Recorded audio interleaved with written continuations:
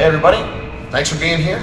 Welcome back to the channel. General is with us, and today the concept is your environment and how there's a whole spectrum between dry environment and slippery chaos. Yes.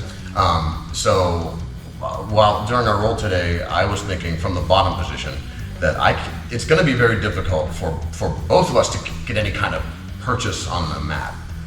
And so Mike's trying to pass my guard, and he's slippery, I'm slippery. It's going to be difficult for me to even get a grip on him to kind of direct him where I want. So I kind of have to think of it as if I'm directing his fall where I want him to go.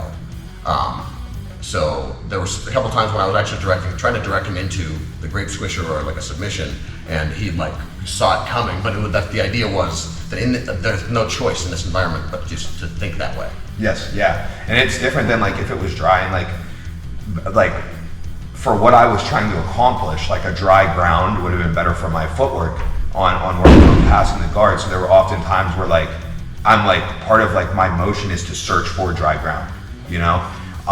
But to go back to like the more slippery environment, like the way you're saying it to me reminds me like leading the receiver when you're like throwing the ball, right? You know?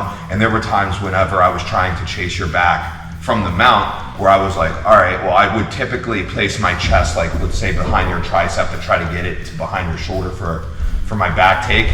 I was like going like over past it, thinking like, okay, when we make this like roll here, like then I'll catch that connection. It was unsuccessful, but the thought theory remained, you know, solid. Yeah. You know? But yeah, and something you said earlier, actually at the beginning of our roll today, right before we started rolling, we got some new mats at our strip district location, and we have a ridiculous subfloor, like spring-loaded subfloor, and it's like, dude, you would not feel bad about getting power bombed on that. You're gonna be fine. But it changes the environment, and what you made a mention to, it's like playing like tennis, like on a clay court, right? Like you're coming off of grass or artificial surface and then going to clay. Yeah. You know, like or basketball versus like street basketball versus versus like on the court. Yeah. And like stuff like that. So, you know, I think it's like interesting and applies. Yeah, I think it's good for your jiu-jitsu to have to think, because then it stops being, you can't rely on, you know, one thing. You can't rely on your environment ever at all. Really. Yeah. So being able to like transition between, you know, slippery, dry, gi, no gi, all this stuff, I think is really good for your jiu-jitsu. Yep, for sure. Yeah. So thanks for watching. Do the liking and the subscribing. Hit the bell and come down and train.